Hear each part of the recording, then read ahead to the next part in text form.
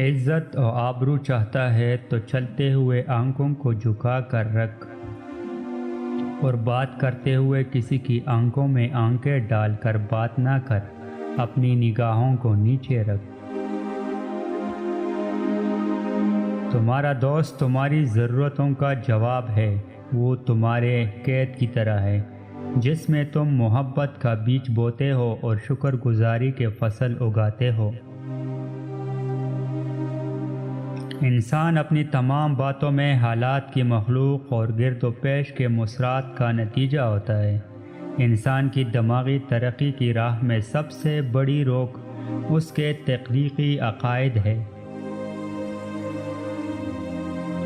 دل میں یہ خواہش رکھنا کہ لوگ مجھے بہتر سمجھیں، محض حب بھی دنیا کا مظہر ہے۔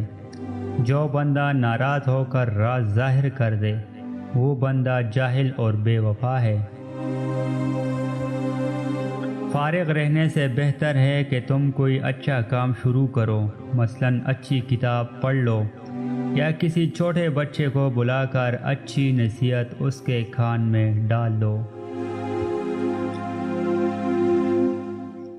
خزانوں سے ملکی مصارف کے لیے جو کچھ لیا جائے وہ حد اعتدال سے کبھی بڑھنا نہیں چاہیے، نہ کوئی انہیں اپنی وراثت یا ذاتی ملکیت سمجھے۔